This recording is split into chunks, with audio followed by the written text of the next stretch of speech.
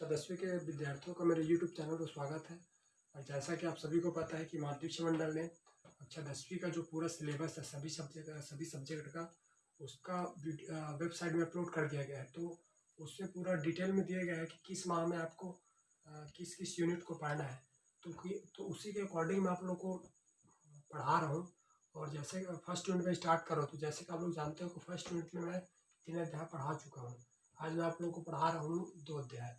ठीक है, प्रश्न लेख पढ़ा रहा हूँ मैं, तो बहुत ध्यान से अच्छे से बारीकी से आप मेरे वीडियो में अंत तक बने रहें। चलिए स्टार्ट करते हैं। बुक मेरे पास है दोस्तों। देखिए यहाँ पर क्या बोला गया है, पहला क्वेश्चन देखेंगे। पहला क्वेश्चन बोला गया है निम्नलिखित, यहाँ पर मैंने निम्नलिखित नहीं लिखा हूँ, ध्यान देना। निम्नलिखित कथनों को समीकरण के रूप में लिखिए। ठीक है, निम्नलिखित कथनों को समीकरण के रूप में लिखिए। तो समीकरण क्या होता है आप अच्छे से जानते हैं ना, बाएं पक्ष दाएं पक्ष वाला जानते हो ना। कथनों को समीकरण के रूप में लिखिए।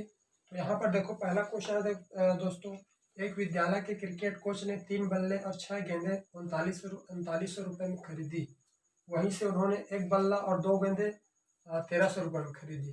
तो इसको आपको केवल समीकरण के रूप में लिखना है। समीकरण को पूरा आपको हल नहीं करना है, केवल समीकरण के रूप में लिखना है। तो ध्यान देना दोस्तों, पहले क्वेश्चन देख लो क्या दिया गया है। इसमें दो चीज के बारे में बताया गया है, बल्ले और गेंद के बारे में। ध्यान रखना क्या बोला हूं मैं, बल्ले और गेंद।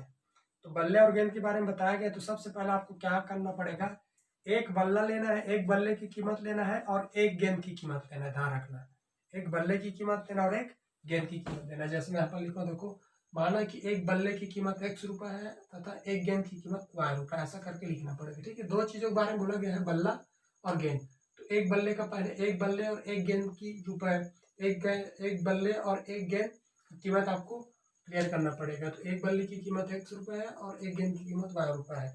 उसके बाद फिर आगे देखो दोस्तों, प्रश्न सा लिखो। आगे में ध्यान से देखिए, 3 बल्ला बोला गया है, 3 बल्ला। तो देखो 3 बल्ला बोला गया तो 3 का 3 हो गया, और बल्ला के लिए क्या है देखो x, 3x हो जाएगा। ठीक है, आगे में प्लस करोगे। 6 गेंद बोला गया, देखो 6 गेंद, 3 बल्ला बोला गया तो 3 हो गया, बल्ला के लिए क्या है x है, प्लस 6 गेंद बोला गया तो 6 का 6 हो जाएगा, और गेंद का क्या है y। तो 6 बार बराबर, और दोनों की कीमत कितना हुआ है 3900 रुपये। तो 3900 लिख दो। फिर इसी में आगे में दिया देखो, उन्होंने 1 बल्ला, तो 1 बल्ला के लिए क्या करोगे, 1 के लिए 1 लिखोगे यहाँ पर ऐसा करके, फिर x लिखोगे। 1 बल्ला के लिए 1, और 1 बोला गया है 1 बल्ला तो 1 हो जाएगा, और बल्ले की कीमत x, तो 1x लिखोगे दोस्तों। तो मतलब तो क्या है ना, 1x लिखो चाहे x लिखो, ये 1x ही जानते हो तो केवल x लिख सकते हो। आगे प्लस करोगे। उसके बाद बोला गया है 2 गेंद, तो 2 गेंद के लिए 2 का 2 हो गया, और गेंद के लिए क्या दिया है y, तो 2y, बराबर दोनों की कीमत कितना दिया है 1300 रुपये। ये आपका दूसरा हो गया। तो आपका हो गया समीकरण, देखो ठीक है। उसके बाद दूसरा क्वेश्चन देखते हैं। दूसरा क्वेश्चन देखो, 2 संख्याओं का योग 16 तथा उनका अंतर 8 है। 2 संख्याओं का योग 16 तथा उनका अंतर 8 है। तो ध्यान रखना दोस्तों, यहाँ पर क्या बोला गया, 2 संख्या के बारे में बोला गया है। तो माना 2 संख्या x और y करके लिखेंगे। शुरू में बोला गया है 2 संख्या के बारे में, तो माना 2 संख्याएं x और y करके लिखेंगे। ठीक है, उसके बाद आगे देखो, 2 संख्याओं का योग कितना दिया है 16। 2 संख्याओं का योग कितना दिया है 16, और 2 संख्या हमारे पास क्या है x और y है। ठीक है, ध्यान रखना, 2 संख्या क्या बोला गया है x और y, और दोनों का योग कितना बोला गया है 16। दोनों का योग कितना बोला गया है 16, तो x प्लस y बराबर 16 कर दो। और आगे में बोला गया है उनका अंतर बोला गया है, किनका अंतर, 2 संख्याओं का। तो 2 संख्या क्या है हमारे पास x और y, अंतर मतलब घटाना होता है, ध्यान रखना। तो 2 संख्याएं सबसे पहले बोला गया है, तो 2 संख्या x और y लेना है। उनका योग बोला गया है, उनका योग कितना बोला गया 16, तो ये दोनों का योग 16 हो गया। और उनका अंतर मतलब घटाना, तो इन दोनों को घटा दो दोस्तों, अंतर कितना बोल गया 8, ये आंसर हो गया। एक तीसरा क्वेश्चन देखो, एक फल की दुकान पर 2 किलोग्राम सेब तथा 1 किलोग्राम अंगूर का मूल्य 160 रुपये था। उसी दुकान पर 4 किलोग्राम सेब व 2 किलोग्राम अंगूर का मूल्य 300 रुपये था। फिर वही है दोस्तों, देखो इसमें 2 चीज फिर दिया है। जैसे पहले क्वेश्चन में बल्ले और गेंद के बारे में बोला गया था, उसी प्रकार से इस क्वेश्चन में क्या बोला गया है, सेब और अंगूर के बारे में। क्या बोला गया है, सेब और अंगूर के बारे में। तो पहले एक सेब और 1 किलोग्राम सेब और 1 किलोग्राम अंगूर का मूल्य निर्धारण करेंगे। ठीक है, तो माना कि 1 किलोग्राम सेब का मूल्य कितना दिया है x रुपये, और 1 किलोग्राम अंगूर का मूल्य कितना दिया है y रुपये। अब आगे देखो, 2 किलोग्राम सेब, तो 2 का 2 हो गया, ठीक है, 2 का 2।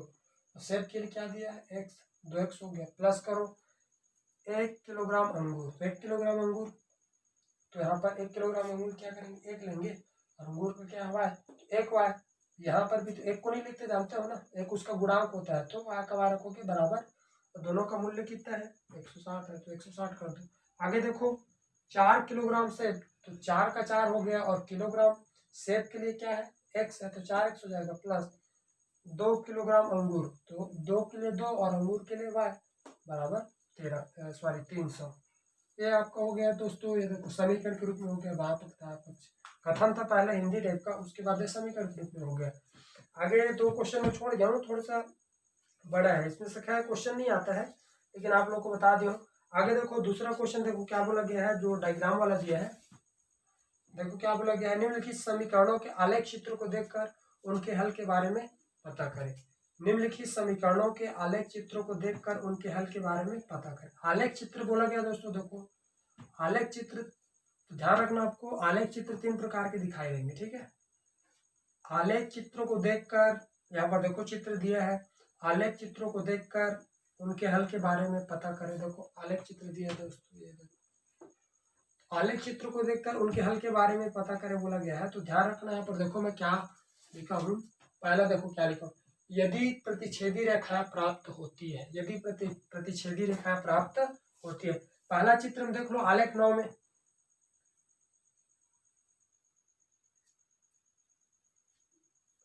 आलेख 9 को देखो दोस्तों ध्यान से, यहाँ पर आलेख 9, आलेख 10, आलेख 11 और आलेख 12, 4 प्रकार का इसमें आलेख चित्र दिया है। और इसमें आलेख चित्र को देखकर आपको क्या करना है, इनके हल के बारे में बताना है। तो हल 3 प्रकार के होते हैं, ये भी मैं आपको बता दूंगा। सबसे पहले इसमें देखो तुम लोग आलेख 12वां देखो, आलेख 12वां, आलेख 12वां देखो, यहाँ पर देखो चित्र दिया आलेख 12वां, ठीक है। इसको देखो, यहाँ पर मैं क्या लिखा, देखो यदि प्रतिच्छेदी रेखाएं प्राप्त होती है। प्रतिच्छेदी मतलब होता है दोस्तों 2 रेखाएं जो एक दूसरे को किसी बिंदु पर काटती है, ध्यान रखना। प्रतिच्छेदी रेखा मतलब क्या होती है, 2 रेखाएं, सॉरी 2 रेखाएं एक दूसरे को किसी बिंदु पर क्या करती है, काटती है। ये देख लो, यहाँ पर चित्र को देखो, आपको समझ में आ जाएगा। देखो 2 रेखा है, और एक दूसरे को देखो यहाँ पर एक बिंदु पर काट रही है, और वहां पर मान क्या दिया है, रीड 1 और 2 दिया है, ध्यान रखना। यदि प्रतिच्छेदी रेखा प्राप्त होती, तो प्रतिच्छेदी रेखा कब प्राप्त होगी, जब 2 रेखा एक दूसरे को प्रतिच्छेद करेगी, काटेगी, ठीक है। जब प्रतिच्छेदी रेखा प्राप्त होगी तो समीकरण निकाय का अद्वितीय हल होगा था। 3 प्रकार का हल होता है, बारी बारी देखेंगे।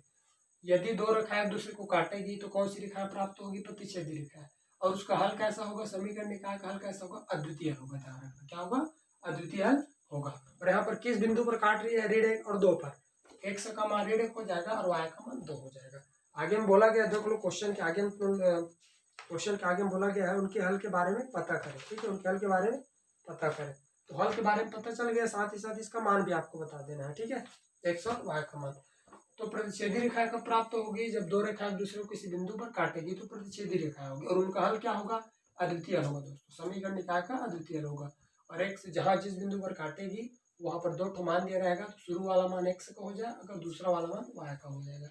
अब दूसरा देखो, यदि समांतर रेखा प्राप्त होगी, तो समांतर रेखा कैसे प्राप्त होगी, 2 रेखाएं इस प्रकार से ऐसे करके 2 रेखाएं ऐसा देख लो, ये देखो ये एक दूसरे के समांतर है, मतलब समान अंतर में, ध्यान रखना, ये समांतर रेखा है, ध्यान रखना, एक दूसरे के समान अंतर में, बात समझ में आ रहा है ना। इस प्रकार से रेखाएं प्राप्त होगी तो कौन सी रेखा है, उसको बोला जाता है समांतर रेखा है। जब समांतर रेखाएं प्राप्त होगी तो समीकरण निकाय का कोई भी हल नहीं होगा, ध्यान रखना, कोई भी हल प्राप्त नहीं होगा। प्रतिच्छेदी रेखाएं होगी, प्रतिच्छेदी रेखाएं प्राप्त होगी तो समीकरण निकाय का द्वितीय हल होगा। जिस बिंदु पर काटेगी वहां पर 2 मान दिया रहता है, तो शुरू वाला x का मान होगा, दूसरा वाला y का मान। समांतर रेखा प्राप्त होगी तो समांतर रेखा कैसे पहचानोगे, इस प्रकार से रहेगा। तो समांतर रेखा जब प्राप्त होगी तो समीकरण निकाय का कोई भी हल नहीं होगा, याद रखना दोस्तों। समांतर रेखाएं आप आलेख 9 में देख सकते हो, सॉरी आलेख 11 में देख सकते हो, ये वाला, ये देखो 2 समांतर रेखा है, एक दूसरे के समान अंतर में खींचा गया है, ठीक है। तो समीकरण निकाय का कोई भी हल प्राप्त नहीं होगा। अब जैसे यहाँ पर दिया x का मान ऋण 1 और y का मान 2, यहाँ पर आप लिख सकते हैं अतः x और y का कोई भी हल प्राप्त नहीं होगा, बस मैं लिखा हूँ मैं, अतः x और y का कोई भी हल प्राप्त नहीं होगा। और उसके बाद यदि संपाती रेखाएं प्राप्त होती है तो संपाती रेखा ध्यान रखना दोस्तों, संपाती रेखा कैसे पहचानोगे ना, तो एक दूसरे को काटती है ना और एक दूसरे को समांतर खींची जाती है। जैसे देखना है यहाँ पर ये वाला एग्जाम्पल, आलेख 10वां देखो, आलेख 10वां ये देखो ना, तो एक दूसरे को इसी बिंदु पर काट रही है क्योंकि एक ही रेखा है ना, एक ही रेखा खींचा गया है, एक ही रेखा खींचा गया है। जब एक ही रेखा खींचा जाएगा तो वो कौन सी रेखा कहलाती है, संपाती रेखा है। ठीक है, जो भी मान दिया है ना, जो भी मान दिया देखो 1 2 मान दिया है, 3 1 दिया है, 5 5 0 दिया है, वो उसमें पूरा सभी में गुजर रहा है, सभी से होकर गुजर रहा है। तो ऐसी रेखाएं संपाती रेखाएं होगी और उसका हल कैसा होगा, अनेक हल होगा, ध्यान रखना। प्रतिच्छेदी रेखा प्राप्त होगी तो समीकरण निकाय का अद्वितीय हल होगा। जिस बिंदु पर कटेगा वहां पर 2 मान रहेगा, तो शुरू वाला x का मान हो जाएगा, दूसरा वाला y का मान हो जाएगा।